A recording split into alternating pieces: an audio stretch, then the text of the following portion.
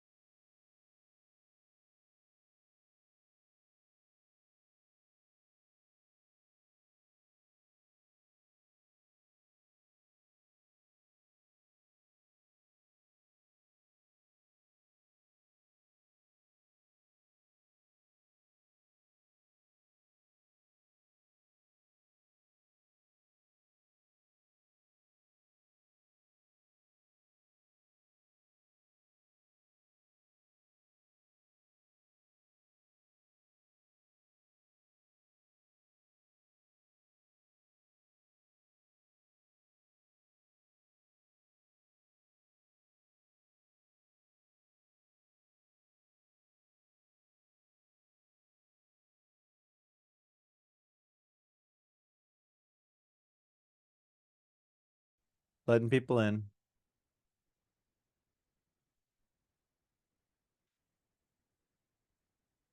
Yep, I gotta let you unmute. Sorry. Yeah. Once I make you co-host, you should get to unmute. We're good. That's the rules. All right. 40 people coming in.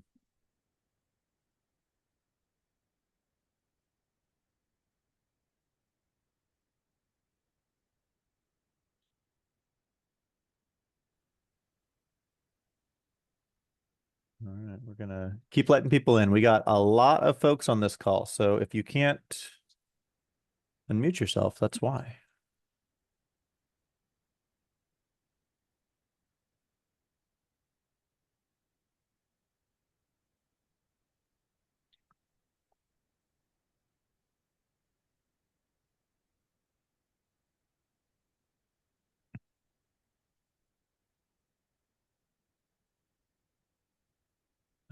Claire and Chris, if you don't mind helping with the waiting room, I'm going to try to let everybody Yep.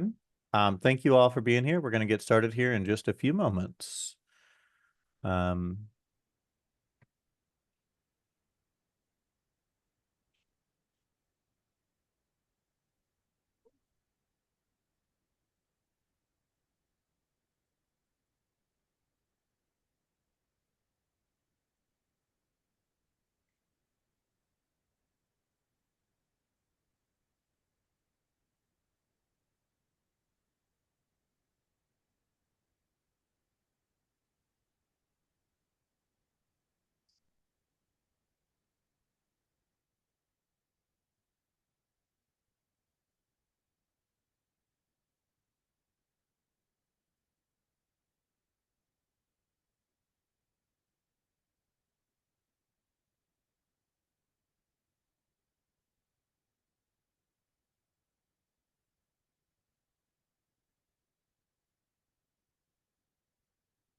yeah, welcome everybody. Your microphones are off because we're about to have 150-ish people here, so it's a little bit safer for us. But feel free to drop questions, use the chat. If you want to introduce yourself, that's totally fine. We're going to be monitoring the chat and we'll talk about this as we go. We should be starting here just about 5 minutes after. This is going to be recorded, so I want to be respectful of everybody's time and get through everything we can and leave some time for questions. So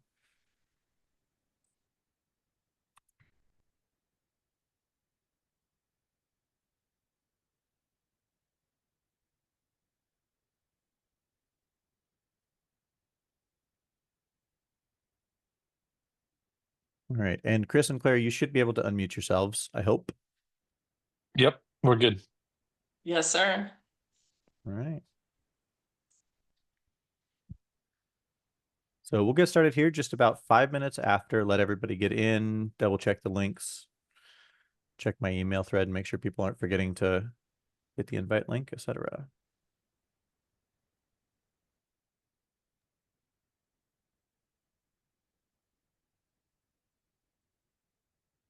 Yes, Amanda, we'll go ahead and send it out, send out the recording automatically.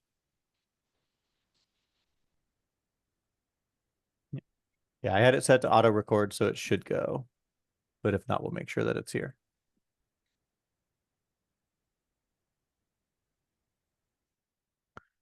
So as we're kind of getting started, we'll take a moment and introduce the folks here that are hosting this. So I'm James Wood. I'm the competition admin for the CIF Esports Initiative and the Scholastic Programs admin for NASEF.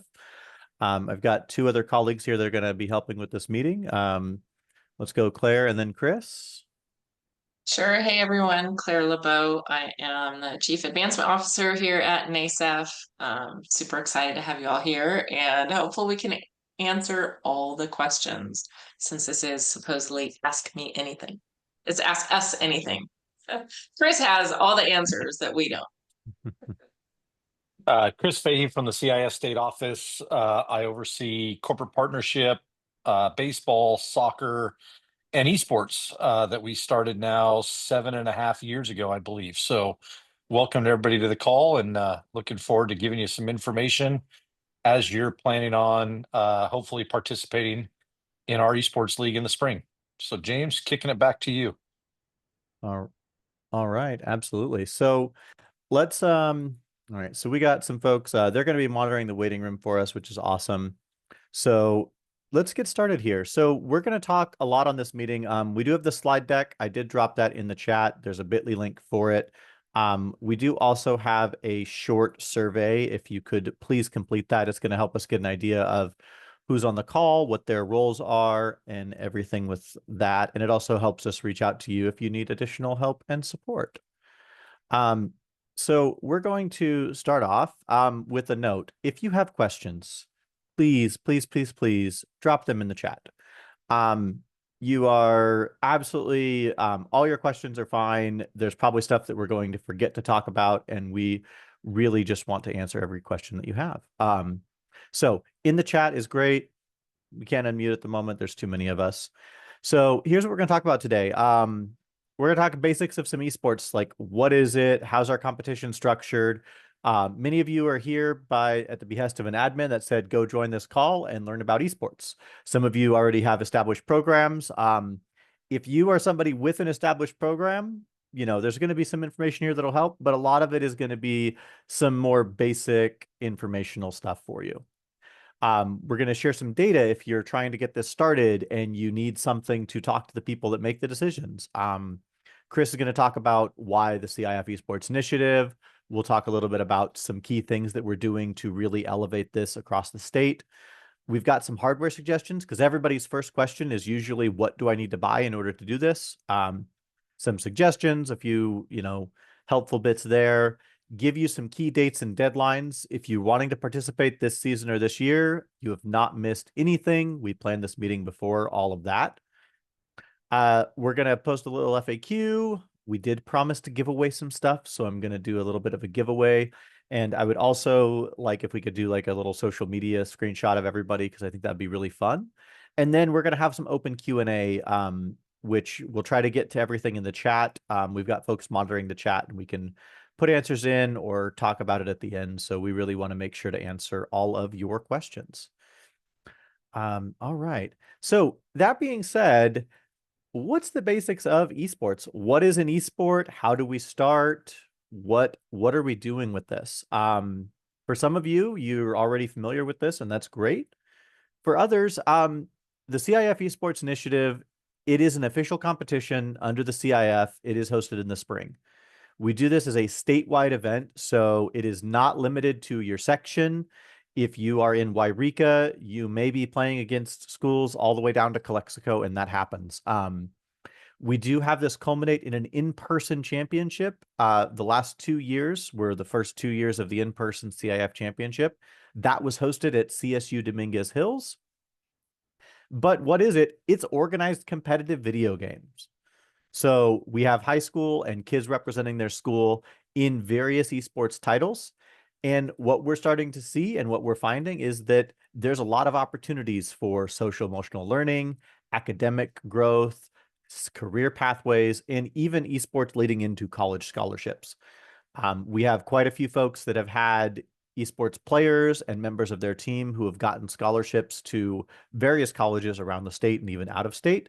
Some students for their competition side of things, and some for, some for their production. We've had some folks that are broadcasting, producing, and I'm usually really hesitant to share a video on Zoom, but I think I got it set up to where this will be okay. This is a 1-minute video of this last year's championship.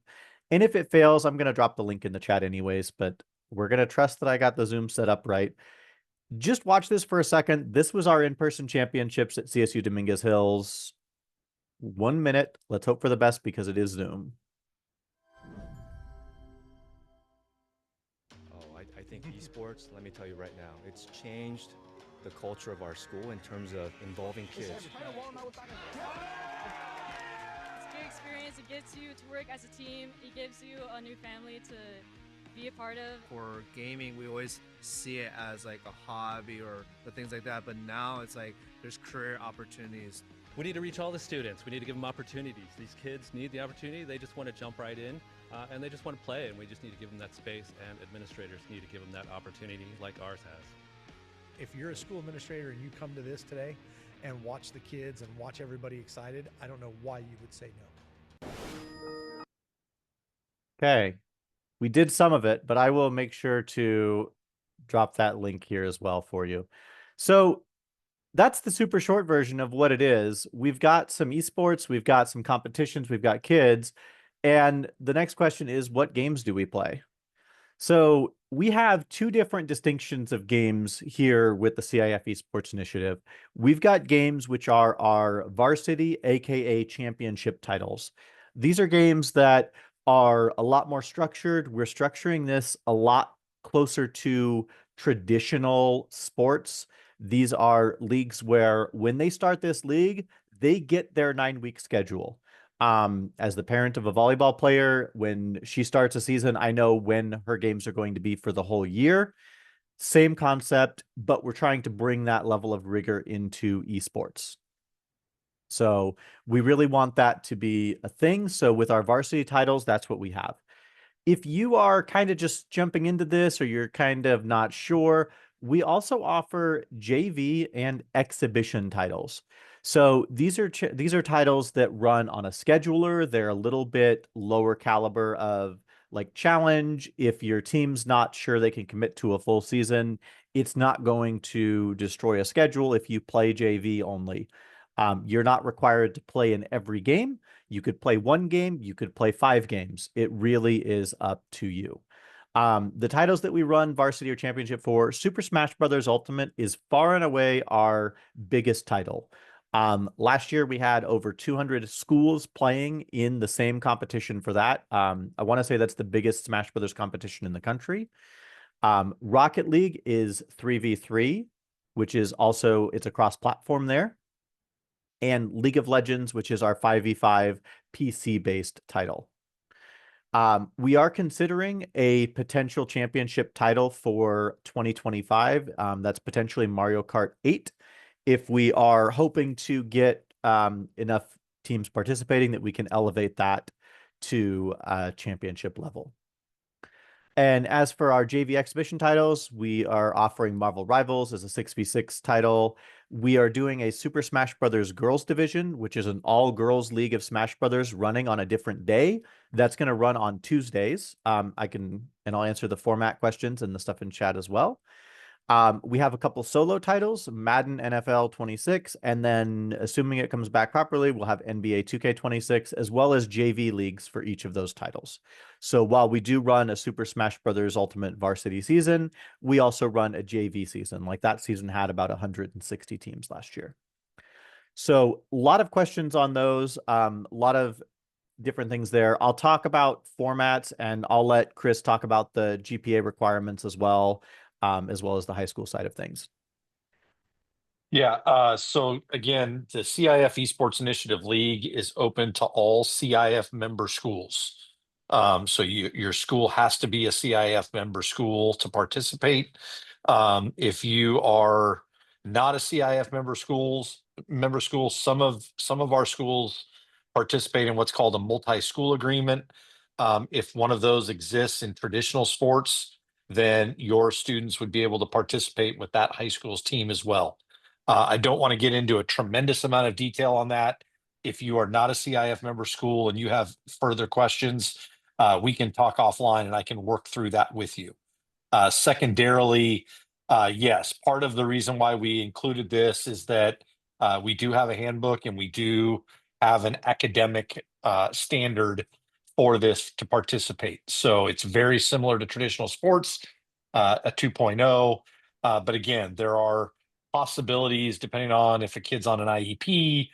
There's a one-time grant for an extension, things of that nature. But yes, a 2.0 GPA is required.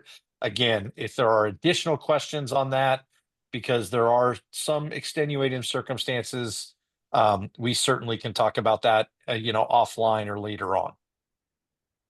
Yeah, absolutely. So we can we'll definitely chat more about that. What I'd so it is so middle school and high school I don't believe can play together, because in order to play in the CIF, it is a high school specific competition. That being said, if you are not CIF, we have excellent partners at Play Versus that offer a Pacific region competition that runs at a similar schedule. So I would very strongly recommend looking into that. You can also reach out. There are middle school competition opportunities as well. It's outside of the scope of the CIF, and I'll focus a little bit on that just because of who we have on the call and where we distributed. But if you would like to reach out and talk middle school, and or if you're an alt ed school, I can point you to the direction of some folks that we can help out with. So that being said, a lot of folks wonder, why esports? Our kids play enough video games already. Why do we want to bring in video games at all? And we have parents that wonder about screen time. And we have admin that wonder, why do we want games in our schools? Why do we want this? So the CIF has been on board with this for a few years, and we've been seeing a lot of really great things. And I've started joking that this bit of data is an auto inclusion for me in most conversations and presentations, because what we start finding is that schools that put in place these scholastic esports programs start seeing a lot of great returns. We've been working with and have talked to folks in Moreno Valley Unified. If you're in Moreno Valley, you already know that you all have been doing stuff that's awesome. They've been running this out of their district office for a while with a lot of support. And they started doing things like tracking student attendance, doing surveys on student well-being, student learning. And some of these like key findings are very translatable. We live in a state where schools are funded on average daily attendance. They started finding that their esports kids, just compared to non-esports participants, come to school between 7 and 9 more days than their peers. As somebody who teaches math and has taught math, I would kill for 9 more days with my students. So when I'm having this conversation, I would love having these kids in class more. They extrapolated it. Their district is recovering about $1 million in ADA every year from just those 1,800 kids in their esports programs. A 45-person program might be recovering, with the same numbers, about $25,000 in ADA for your school. So when you start thinking about the cost of this and kind of the incidentals, this is a really good, a good somebody who only sees the numbers type of question. Their kids are getting suspended less. These kids in the programs, we know this from other extracurriculars over the years. They started doing a push for girls league. They had an all girls league. This is some of the data that we've looked at, and they started getting about 30% of their female programs. That's part of why we're pushing for an SSBU girls league. And honestly, this stat is the biggest one for me personally, is the idea of student engagement. Specifically, about 60% of their kids say they never have participated in other extracurriculars prior to doing esports.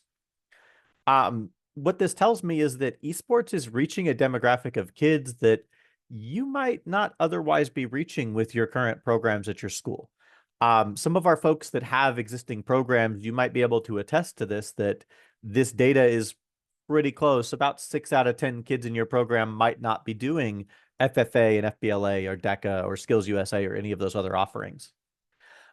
They started asking students, what have you improved since doing esports? And the kids start saying, oh, I've made friends. I believe in myself. I've got better sportsmanship. Some of them are reporting that they feel stronger in their academics. They checked the GPA. Some of their kids started getting higher GPAs. Their esports kids are, you know, working a little bit more. And our partners at Play Versus did a similar survey. Their coaches see improvements in socializing, communication, leadership skills, mental health, these things that schools are always struggling with trying to help their kids with. The kids are saying they feel more engaged. They're part of a community. It's their first extracurricular. They're more excited on the days they have esports. Some of them are developing communication skills. So part of this, why the CIF's on board, there's a lot of data on this. And so, Chris, what's kind of our Belong, Connect, Compete? This is a great CIF thing that ties into esports. So how do we get here? Perfect. Yeah. So I believe this is going into year 7 now of esports. And part of what we, as an organization, we're looking to do is find ways to do exactly what our tagline is, which is to belong, connect, and compete with their school community. And esports was emerging, and it was something that was interesting.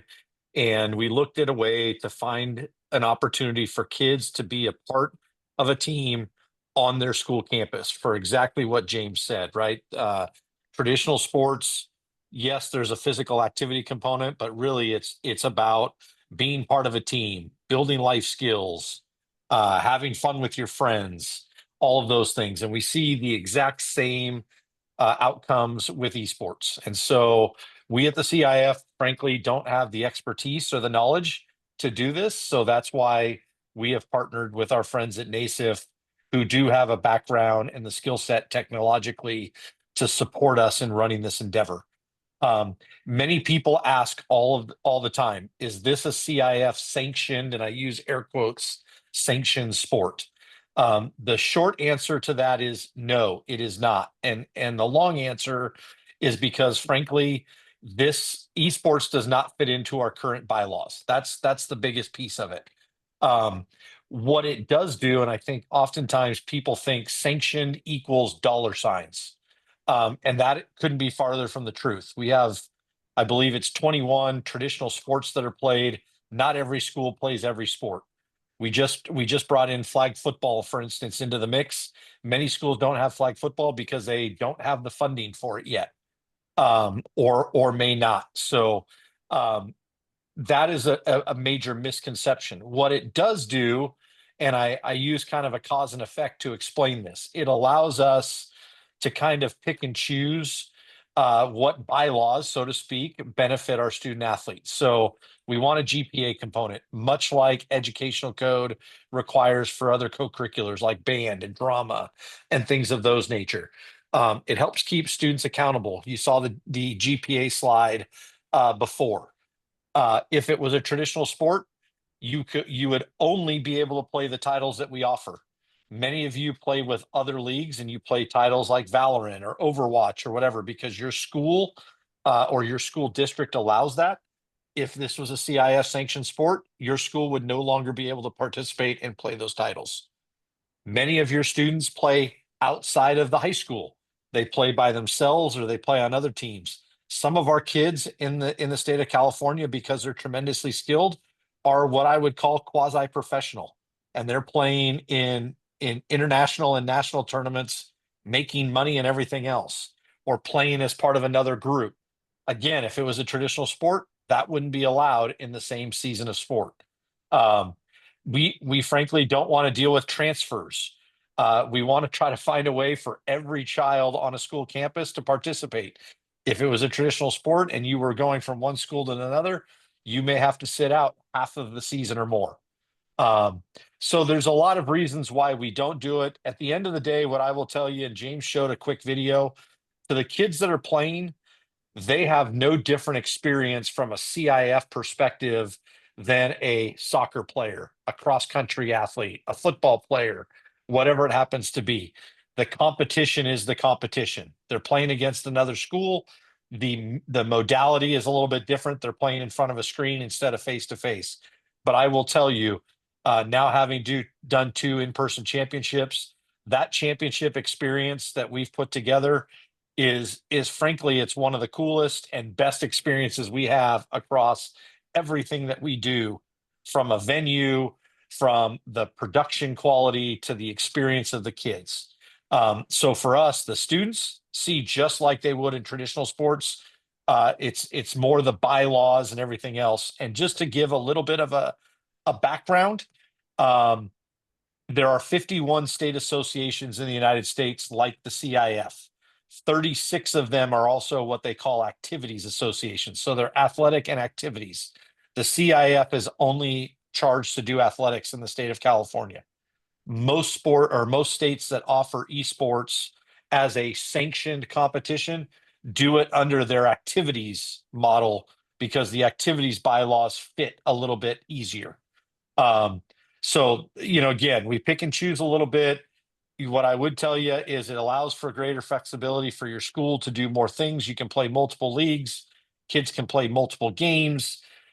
They can play 2 things at once. We have a lot of kids that are playing esports on Tuesday and they're running track the rest of the week. And those are great stories to be had. The best part of this is kids are competing. I can tell you see kids walking around representing their school with their jersey or their t-shirt. And like James said, many of them are participating with their school community for the first time, which is a great experience. As educators, we're always trying to find ways to get kids to do something on their school campus outside of the 8:30 to 3:30 school day. And esports is a tremendous opportunity to do that. And like I said, they're going to belong, connect, compete. The best part, they play the game, and just like every other athlete, they talk about where they're going to go eat afterwards, and they meet up as a team, and that's part of this experience. With that, a couple of things that come up all the time.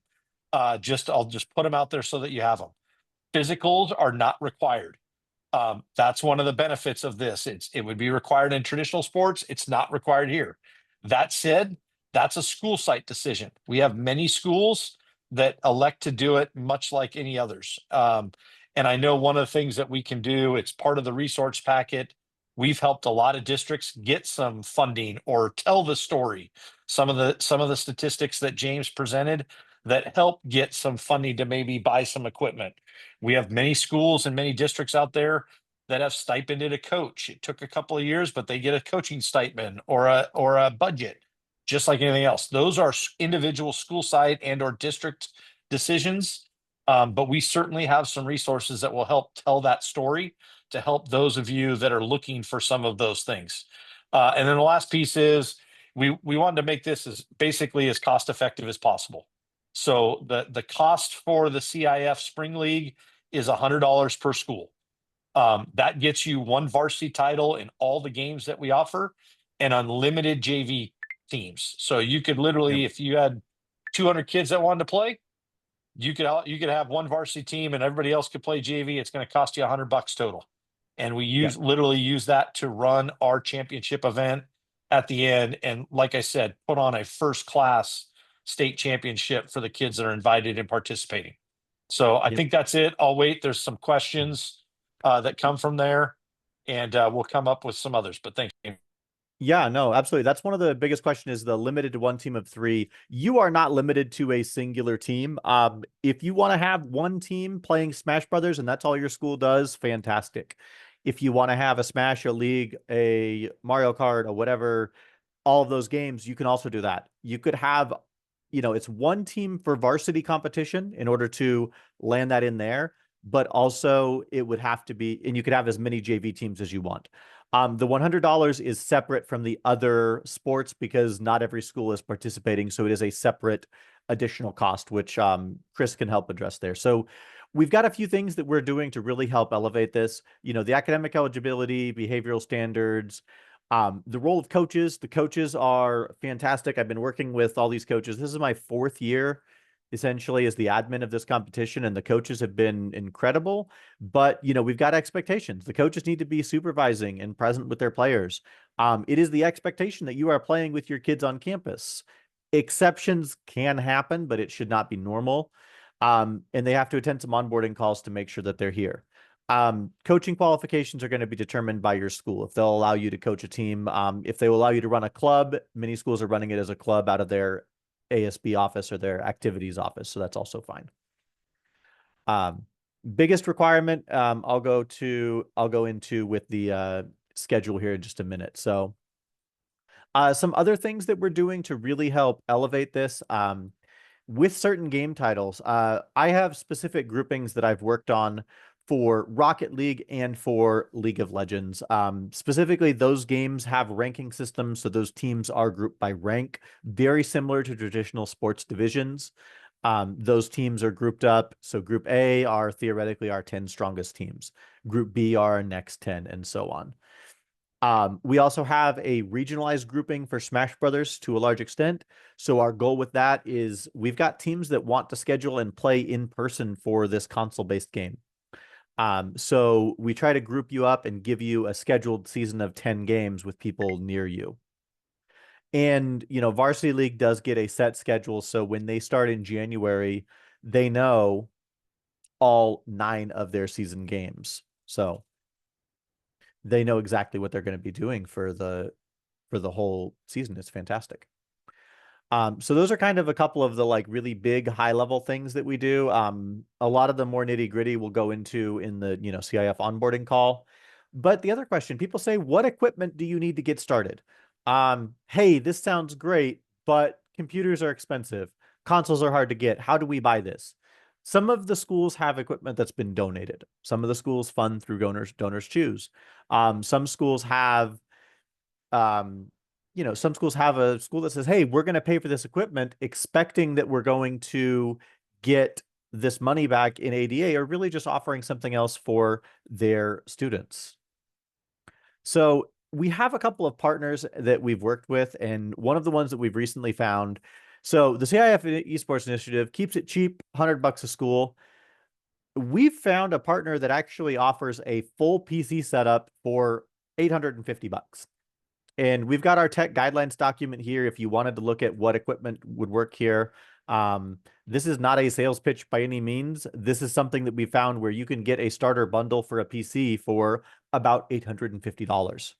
If you're setting up a Nintendo Switch, hosting for people, you can set up a console for about $500 per the station with the game, the expansions, the controllers, and all of it. That'll let you to compete in something like Smash Brothers. You would need one Switch per team that you are planning to field, along with all of the associated game title expansions, a controller. So each Nintendo Switch would support a singular team for Smash Brothers. For something like Mario Kart, you would need 2 Switches because it's limited to 2 players online. So 2 Switches gets you a team in Mario Kart. 1 Switch with the setup gets you a team in Smash Brothers. And with the PCs, you will need a number of PCs equal to the number of players.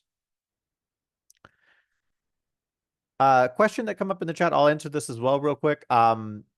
For JV, they get a scheduler. They run on a scheduler that happens every week. So they're not responsible for scheduling their own games.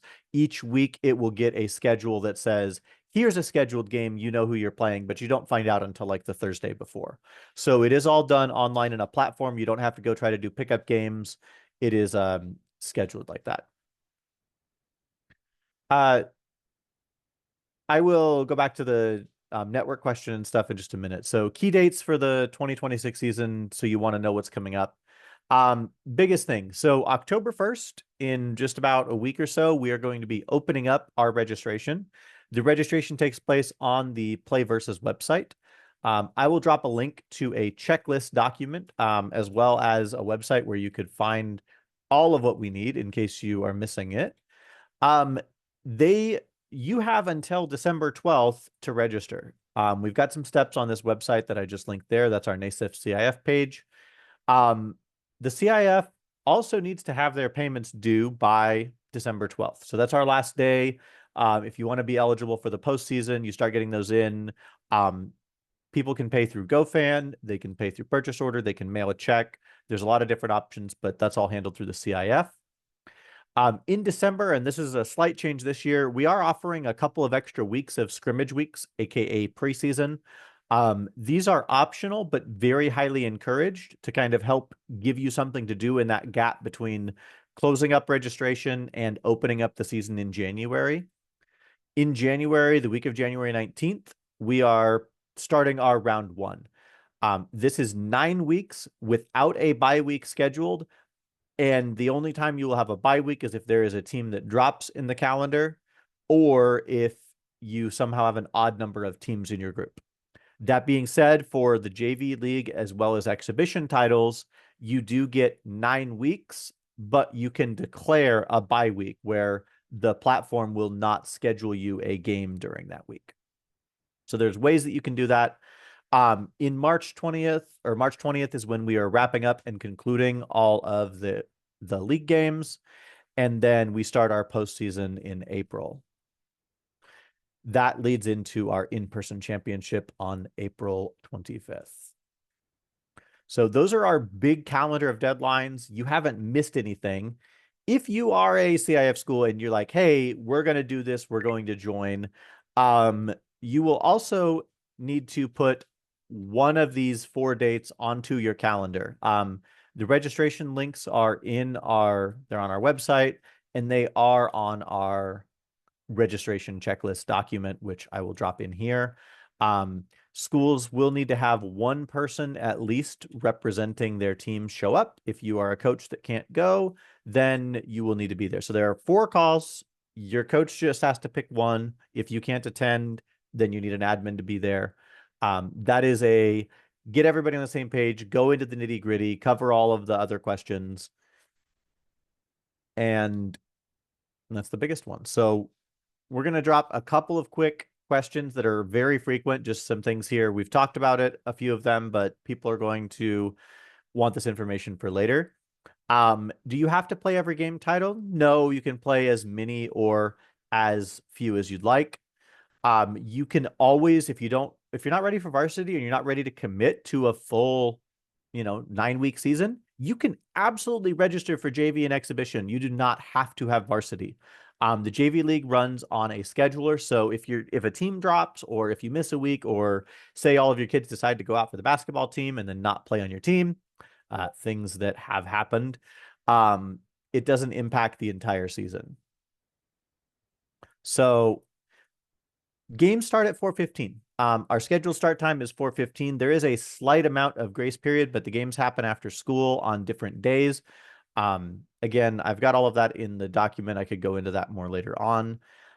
Your Nintendo Switches, those are the biggest challenge, getting them online. We've got a lot of very good resources to support getting Nintendo Switches online. But in general, those do need to be wired. They can't go on a Wi-Fi connection or a hotspot. And yes, you do need to be supervising your players. We have had a few instances over the years of coaches not there and players playing without a coach, and that just causes all sorts of headaches. It is the number one biggest challenge that happens when we're doing this. So, Chris, did I miss anything that we should add on real quick? I know I covered a lot. You are still muted. I might have to. Sorry, a couple of questions that came up in the chat. Again, it's a 2.0 GPA. That being said, somebody asked about Fs. 2.0 is the cutoff. So you could have 4 A's and an F and be eligible. That said, there are schools that have different policies that are more stringent. I used to be at a school, you had to have a 2.0, but you couldn't have 2 D's or an F. So you could have a kid that had 4 A's and an F, and they weren't eligible, even though they had a 3.1 GPA. So that ultimately is up to a school site to determine those things. Some schools are again more stringent than others. Somebody asked about coach qualifications. Again, we do not have a mandated coaching education program that's required like we do in traditional sports. I will tell you, many schools are now requiring their esports coaches to do that, which I don't think is necessarily a bad thing. A majority of that class is about building culture and climate, how to monitor, mentor, and lead young people, and some very minor things with physical activity and everything else that wouldn't necessarily apply here. There are multiple payment options. If you need a PO, you send me an email and I'll create you an invoice. We do have an online platform that is allowed for that. And then one thing I did see was about game titles, other ones that are mentioned. Currently, those are the game titles that are approved by the CIF Executive Committee. I can't tell you whether they will change or add those things. Again, part of the flexibility and part of the reason we allow this is if your school wants to participate in game titles that we do not offer, there are many other esports platforms out there where you can play those games. We just our executive committee has approved the games that we've approved. You know, I understand. I get passionate people that want to. Sending me letters is not going to help the cause. What helps get you, if you're that passionate about it, go talk to your superintendent or talk to your principal to talk to your superintendent, because those are ultimately the people that are going to make those decisions and allow us to do that. I saw one about championship events. Again, to participate in the CIF Esports Initiative Championship or the playoffs, you have to be a member school. You have to participate in the league. You have to qualify for the playoffs based on the number of teams in each league that get in. And there's a complex formula that we communicate when the initial schedule comes out. So only those teams that make it in reach will actually participate in that final. But from a spectator standpoint, it is absolutely open to the public. We had 300 or 400 people there last year watching it in person. And then we also do a full, I will call it a full production quality stream of it, with one really cool nuance that is a little bit different because it's not professional. And that is, we have students doing the shoutcasting, which for me is one of the coolest things, that we have our kids doing that and learning real life skills. And frankly, they do a great job overall. In fact, some of them are better than some of the people you hear on TV doing it, and they're young kids. So I think that's one of the things that we committed to at the beginning. I think it's just another opportunity to get more kids to belong and to participate and to be involved. But you know, Dominguez Hills has been a great partner. They have their television crew there with multiple camera angles. They're doing live feed drop-ins, they're doing interviews, and full-blown shoutcasting beyond. Okay, yeah, there's a lot of great questions that are coming up in the chat. You know, and I'm trying to, James, I'll answer some of those. Yeah. Sorry, there's a seeding question. I don't know if you saw it as playing in the plays. I'm assuming that's play versus open season, maybe. Well, or the preseason NASEF fall open that's on there. As far as seeding goes, with the games that have player ranks, for example, Rocket League and League of Legends, those teams are seeded based on the average player rank. So what I do is I have a formula for scoring them. So if you have League of Legends, for example, the best 3 players have a score assigned to them, and that average puts them into a group, because 3 players can really carry a game. With Rocket League, it's 2 players. Smash Brothers in particular is grouped regionally. So the goal with that is to enable the option for in-person competition, specifically because Smash Brothers doesn't have a ranking system. And there's so much turnover every year with kids. Like, a team that's ranked first one year might not be ranked first the second year. So it's very hard to do a, you know, historical based seeding like that. It's a good question. It's a good discussion, like, to help with seeding. At the end of the day, Smash Brothers is a little bit more nebulous. So we group regionally to give you a theoretical 9-week season where all 9 of your opponents are close by to you. The goal is, if you want to, because you're given your schedule in advance, you should be able to coordinate with those other teams if you want to and make an in-person event.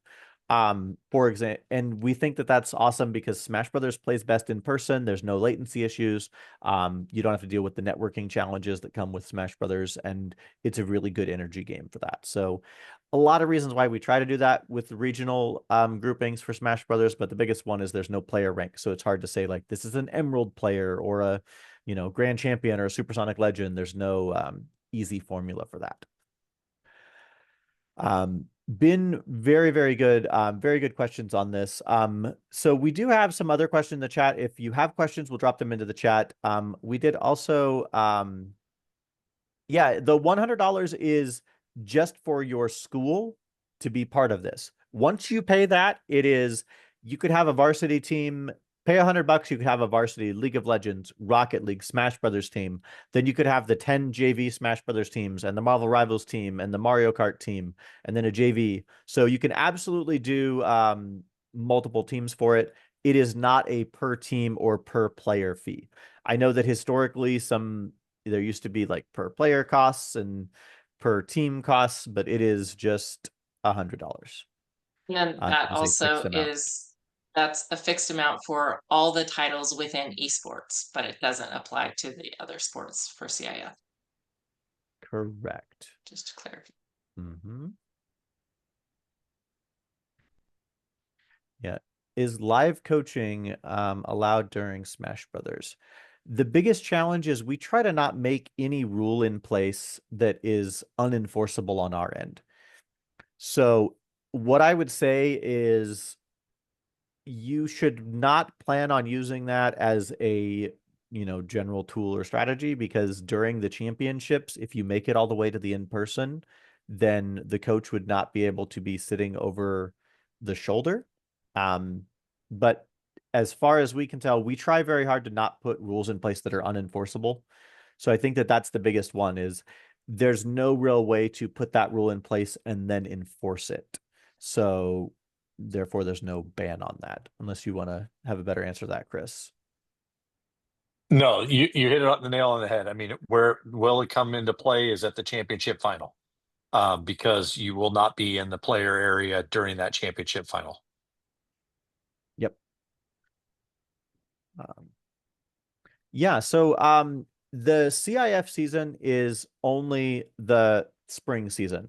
So the fall open and the play versus leagues are not considered CIF. That's a great question. The NASEF fall open is the event that we offered to essentially mirror the CIF season and give teams a second season if they wanted. The official CIF season, and if your school says you can only participate in the CIF Esports, then you are looking at your spring season, and it is those game titles that were listed before. Yeah, James, can I jump in? The analogy we use in traditional sports is there is one season of basketball that all CIF schools participate in. Schools, I'll say it loosely, those athletes may play additional basketball games outside of the season of sport, but they have to do it with an outside agency, like an AAU or a travel team or whatever. So think of this in the esports world. The CIF Esports Initiative League in the spring is the CIF League. The fall is like playing club esports or travel esports, so to speak, as the traditional sport analogy. Yeah. And that's a good way to do it. So a lot of schools will run that as like an extra season for practice, or honestly, they use it as a way to get other players in, because they might have a kid that is locked into their, basketball team or their other spring sport, and they can't commit to doing esports, but they really want to. So they would participate in the fall as an off season. If your administration only wants you to do the CIF side of things, you may consider letting them know that the NASEF fall event is run with the same rule set and with the same pool of schools as the CIF event in the spring. It's just another offering that's kind of like an off-season sort of thing. So they're still held to a high standard. The schools within that are still CIF member schools, but it's not officially part of the season. It's just with the CIF's official partners who are running this event for people. So that's where I would start with that. Now, I believe we did say something about giving things away, and I don't know how many of you were baited into joining by the offer of free things. So what I'm going to do is this. So because the cameras are slightly different for everybody, what I'm going to do is I'm actually going to screenshot all 3 of the pages of participants. And because I've got 3 pages of 67 people. And also, before people just run away, what I would absolutely love to do is at the end of this, if anybody wants to hop on camera to do like a really cool social media, like this is how many people are interested, you don't have to be on camera for us to give you stuff, I promise. But we would love to do a picture just to show like where everybody's from. But yeah, if you were here just to get free stuff, we did have some stuff we were going to give away. And so what I'm going to do is this. I've got the giveaway up. I have 3 screenshots worth of people that are they are 5 by 5. So what I'll do is this, is I'm going to go to my random number generator. And I'm going to try to do this as transparently as possible. So, you know, I don't want anybody shouting that we're playing favorites here as much as we love that all of you came onto this. So please don't judge the desktop as I check things out, because green shot is the way to go. So I've got 3 pages of screenshots here. So the first roll is for screen 1, 2, or 3. If it's myself, Claire, or Chris, then, you know, sorry about that. You know, I'm trying to be all formal about this, be really clear, transparent. So I will roll for a screenshot for the first item. It's going to be which page? So page 3. Page 3 is getting something. That is somebody over here. And then I'm going to roll 1 through 25, where it's 1 through 5, 6 through 10, and then across the board. So let's roll 25 in Google. So we've got 24. So if you are Philip Vo in my third screenshot, please shoot us an email at james@nasef.org, and we're going to have the CIF send you a Amazon gift card for being here. And I've got a stack of headsets in my garage that I'm going to send to somebody. I could probably send between 5 and 10. So thank you, Philip Vo. I went to college with somebody named Philip Vo, funnily enough. So let's roll a 1 through 3 again. Same screenshot, same people. Page 3 again. I trust Google though, so we're going to do that. And Philip, you can't win twice, as nice as that is. So, all right, who's number 5 on that screenshot? So number 5. So if you are Stephanie Trafton, I believe. If I spelled that right. If you're Stephanie, shoot me an email. Let me know how many headsets. I could probably send you between 5 and 6, maybe 5 and 10 if you want them. I've got some pretty cool headsets for folks. And if you have other questions that are in the chat, I appreciate you all. And yeah, I'm slightly curious. I'm going to stop the recording right now. So if you have other questions, feel free to drop them in the chat. And more than happy to answer other questions. The biggest thing, if you want to get started, like if you're like, hey, I want to get started today, we've got our NASEF CIF website. It is here. It is information if you need it. We have this slide deck, and we also have a lot of support and resources out there for you. If you have middle schoolers and you have middle school that wants to participate, send them our way. I've got some really awesome opportunities for middle schoolers to participate. Chris can handle all of the CIF specific questions of, am I eligible? What do I have to do for this? How, if I have a, arrangement with another school, if you are not a CIF school and you landed on this call and you're like, well, this was a waste of time, please don't let it be a waste of time. We can absolutely support you. Our partners at Play Versus offer the specific region that have, a ton of schools that participate. They can still play and they can still do that, and you can still get all of the same benefits of esports without needing to be a member of the CIF. That being said, the CIF competition, I want to say, is the largest esports competition in the country right now. The cost of the Fall Open is showing up and playing. There is absolutely no cost to the Fall Open. You create an account on Play Versus and create teams and start running them. We did already start that season, so if you would like to join that, you still can. But if it's a little bit late, you might not get a win the first week. So you might have to go in with a singular week loss on there. I did try for Claire and our marketing team. If you were willing to hop on camera and let us do a screenshot, we've had like, just about 70 people on this call, which when we had 160 register was, a pretty good number. So if you're interested and want to pop on and let us, share your face and say, hey, we're interested. We got a cool group that want to do this. Let's go. I'll let Claire, can you do the screenshot or do you need me to do it? Let's see here. You were so fast on the other one. You might be faster than me because I'm having all these internet issues lately. Okay. But I will try. I'll try to do that. I think I can fit 25 on there. So unless there's a way to do that. So I'll try to get 25 and then do another screenshot there. So if you want to be on it, I'll smile, I'll count to 3, and then I'll stick around for some more questions here. So yeah, so Yeah, all right. 25 also. Cool. So thank you. If we get 25 faces, that's even better. Thank you all. So all right, count it down in 5, 4, 3, 2, 1. And green shot's good. Thank you. All right, I've got a screenshot. I will send it over to Claire as well. So yeah, I'll stick around. I've got a few more minutes. So I don't think I missed anything. I will talk about the Smash Brothers format because somebody asked that, but it's a little bit more nuanced. So if that was you and I didn't quite answer your Smash Brothers question, let me talk about that real quick. It is essentially I have a team of 3 and you have a team of 3. I send a player up and you send a player up. They play a best of 3 amongst themselves. So let's say my player wins their little mini best of 3 against yours. My team now has 1 point on the board.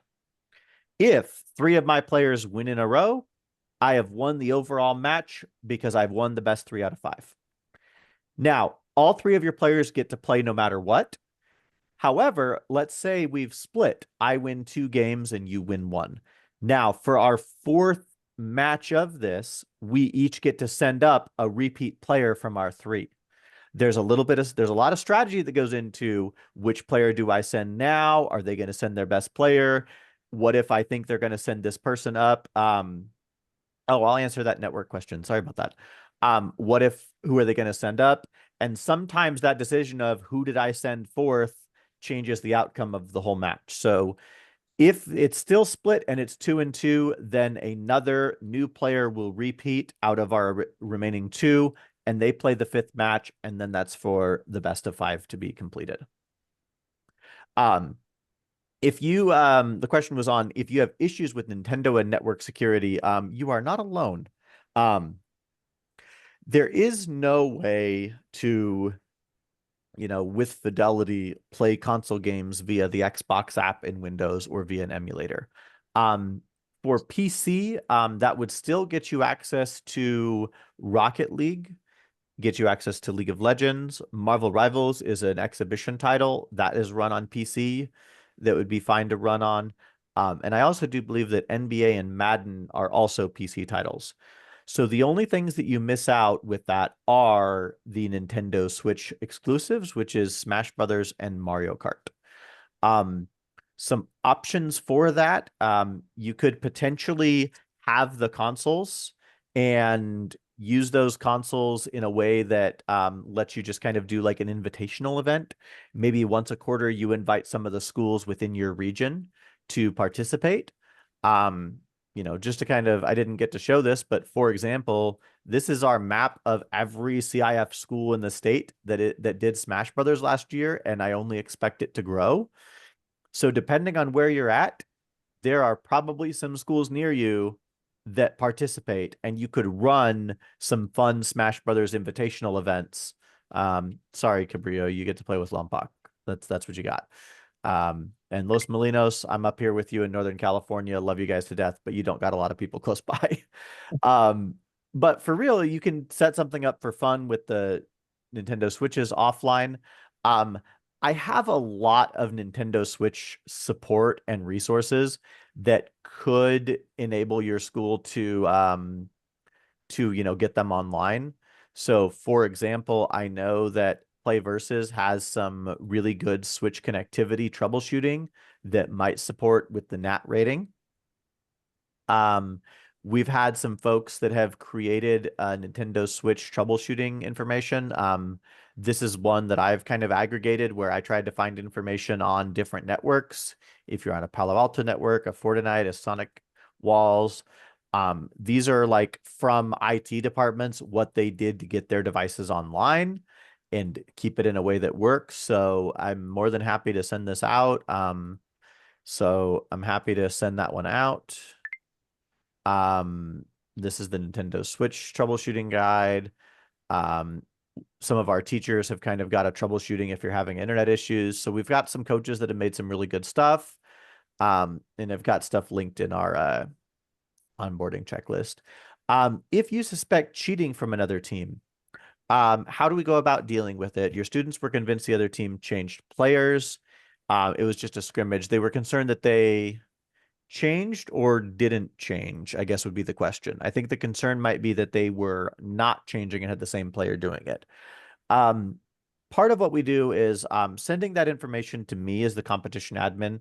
And essentially, we've got a few levels of recourse on this. The first one is I'm going to reach out to that coach and ask them if they were in person with their players. The biggest thing is because we're doing this virtually and at a distance, there is a lot that goes on the honor system. That being said, you do have a lot of leverage from the CIF to address and deal with things. The last thing that an esports team wants is for your school's athletic director to say, hey, I got an email about your kids. Were they up to something fishy? Because it jeopardizes their, really their entire program. You really don't want to get on the wrong side of your AD and waste their time. So if you're playing in a singular best of 5, then it's the same player playing in 3, and then they send up a new player for round 2 and then a new player for round 3. I don't think that play style alone is very hard to enforce. So I guess the first question is the coach in person with the players and can they verify that it was them? And then afterward, we try to escalate. One of the things that we're putting in place, and this is going to go in the other onboarding calls, to really talk about some of the nuances here. We are putting in place a rule for Smash Brothers where in order to play a character during playoffs, you have to have a record of playing that character during the regular season. So for example, we had the accusation is exactly what was discussed here. The idea was we went to game 5 and a player suddenly decided to play insert named character here. They played Mario for the first time all season at the end of our best of 5, and somebody on their team happens to be a Mario main and played Mario. We suspect that this player played a third time when they weren't allowed to. Very, very hard to diagnose and enforce because a lot of teams very much have kids practice against each other, and so will learn that character that their best player plays and might be like, hey, I've really played Mario. So it's very hard, but we're trying to add some layers of insulation to that. So they'll be required to, you can't play a character for the very first time during the playoffs is essentially what that comes to. The regular season, a chance to test it out, but honestly, a conversation with the coach. And if that, seems fishy, we're going to cover this in the onboarding calls. Like, this is an integrity thing. If you are willing to cheat at a scrimmage game to get your kids a win, what are you really trying to teach your kids? And then it becomes a conversation with the coach, the AD, the principal even. I've had emails with a principal who called their players into their office and then said, hey, they're going to go back and forfeit that match because of X, Y, and Z. And then also, if you want this calendar separated, it's here.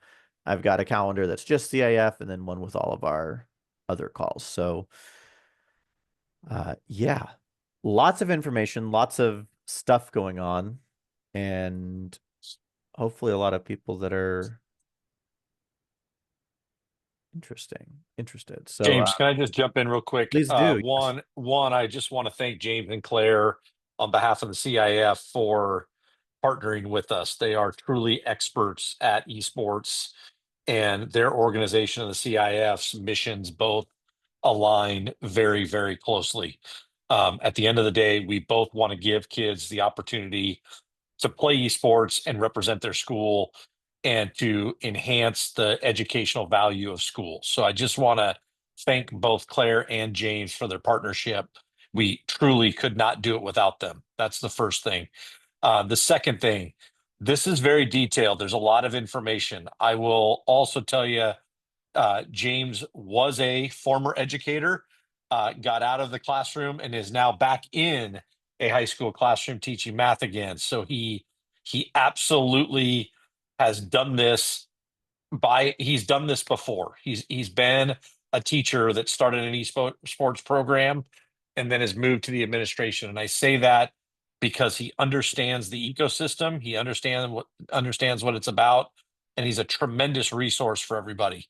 In addition, I can't tell you how many school board meetings, how many meetings I've had with principals and a person that wants to, a teacher or a coach that wants to start esports. We're here to help. I can't commit to doing 1,000 meetings, but again, if you want to start and you're trying to get, to convince people, again, we've showed some information. We absolutely can show you video and anecdotal. We can put you in contact with other schools that were probably in your situation a year or two ago or 4 years ago and the benefits they've had. So there's a tremendous amount of resources. We're here to help. We're literally an email or a phone call away to assist. And we've spent a lot of time, especially James, putting a lot of information up on the website to help answer these questions. And then again, when you decide to do it, those onboarding calls are really important because we literally, James and I have answered a lot of questions, and we finally said, let's do an onboarding call and try to answer them all on the front end. So they're really helpful to get a lot of these technical things up. And again, there are a ton of resources about how to get through firewalls and everything else, but just want to let everybody know we're here to help. If you have specific questions or you're looking for some information or you need to have us get on a call with an admin to help you out, just let us know. And we're here and we can get something scheduled to help you because we really want to try to find a way to have as many schools participate. People ask all the time. It would be great. We have 1,624 high schools that are CIF member schools. It would be great if one day we had 1,624 schools playing esports. That would be awesome. That would be great. And I appreciate all of you jumping on. You're still kind of the bleeding edge or the early adopters of this. But I will tell you, I've now seen it. I've been to plenty of these. You will not regret it. Your kids will have a tremendous experience. It will literally change their high school experience and their academic trajectory for the positive.